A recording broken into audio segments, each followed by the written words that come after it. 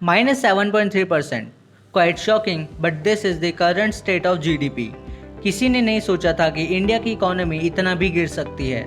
Last time ऐसा recession 1979 to 1980 में देखने को मिला था, जो था -5.2%, और अब 40 साल बाद हमें ये दोबारा देखने को मिला है।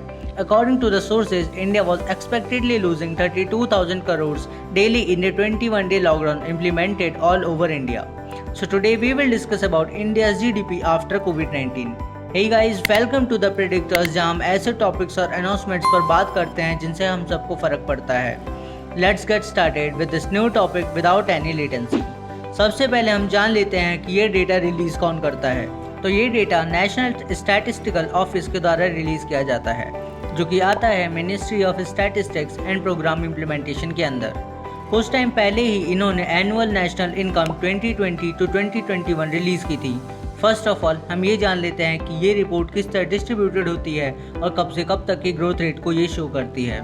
एनुअल रिपोर्ट को 4 क्वार्टर में डिवाइड किया जाता है, Q1, Q2, Q3 और Q4, और ये स्टार्ट होता है 1 अप्रैल से लेकर 31 मार्च तक, और हर क्वार्टर 3 मंथ्स का होता है। तो अब हम रेडी हैं ये समझने के लिए कि किस क्वार्टर में कितनी ग्रोथ हुई है कोविड-19 के बाद।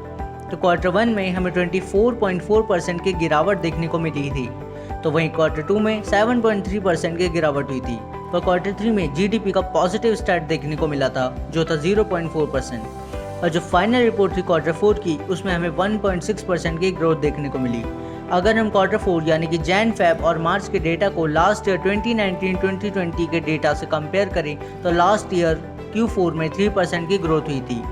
तो बात करता है कोविड-19 की इकॉनमी की अलग अलग सेक्टर में क्या इम्पैक्ट रहा, ये कहाँ किस सेक्टर पर पॉजिटिव और किस सेक्टर पर नेगेटिव असर पड़ा है। तो हमारा पहला सेक्टर है ऑटोमोबाइल इंडस्ट्री। ऑटोमोटिव सेक्टर काफ़ी टाइम पहले से ही परेशानी में है। 2019 में जो इकोनॉमिक रिसेशन आया था, तभी से ऑटोमोबाइल का ग्राफ गिरता ही जा रहा है। Even at the time of festival लोगों ने कार खरीदना पसंद नहीं किया, जिसकी वजह से 2019 में ऑटोमोबाइल की परफॉर्मेंस काफ़ी ख़राब रही थी। हम सबको पता ही है कि आने वाले टाइम में इलेक्ट्रिक व्हीकल्स की डिमांड बढ़ने वाली है, पर अभी इंडिया रिसेशन की तरफ जा रहा है और लोगों के पास हाल फिलहाल में फाइनेंशियल कुशन भी नहीं है, इसलिए most of the people luxury चीज़ें अवॉइड कर रहे हैं, जिसकी वजह से ऑटोमोबाइल सेलिंग काफ़ी मुश्किल साबित होती जा रही है। सेकंड सेक्टर आता है रियल एस्टेट। जैसा कि सब जानते ही हैं कि ड्यू टू द कोविड सभी office work from home allow कर रहे हैं, जिसकी वजह से कमर्शियल रियल एस्टेट की जो डिमांड है वो आने वाले टाइम में काफ़ी कम होने वाली है। According to the leading online education platform Unacademy, उनका 60% स्टाफ वर्क फ्रॉम होम कर रहा है। वहीं ट्विटर ने काफ़ी बोल्ड डिसीजन लेते हुए कहा है कि उनके 100% एम्प्लॉयज़ चाहें तो वर्क फ्रॉम होम कर सकते हैं, और भी काफ़ी सारी कंपनीज़ ने कहा है कि वो वर्क फ्रॉम होम को ज़्यादा प्रेफर करेंगे, क्योंकि इसकी वजह से उनकी प्रोडक्टिविटी में ट्रेमेंडस ग्रोथ देखने को मिली है। तो इस चीज़ को ध्यान में रखते हुए देखा जाए तो रियल एस्टेट, जो कि एक हैवी ड्यूटी सेक्टर है, उसकी ग्रोथ फ्यूचर में काफ़ी कम होने वाली है। Even now, if we see the numbers about real estate sector, तो JLL इंडिया के अकॉर्डिंग एनुअल लीजिंग एक्टिविटी में 36% का डाउनफॉल देखने को मिला। लीजिंग वो प्रोसेस होती है जिसके अंडर हम किसी प्रॉपर्टी को एक टाइम पीरियड के लिए रेंट करते हैं। जिस सेक्टर की हम आगे बात करने जा रहे हैं वो इंडियन इकोनॉमी का एक बेहद ही इम्पोर्टेंट सेक्टर है, the tourism sector. Yes, the travel and tourism sector, जो इंडियन इकोनॉमी में लगभग 9.2% का हैवी कंट्रीब्यूशन देता है। इंडिया साउथ एशिया का लार्जेस्ट टूरिज्म मार्केट है। 2018 में टूरिज्म सेक्टर से $247.3 बिलियन का रेवेन्यू जनरेट हुआ था।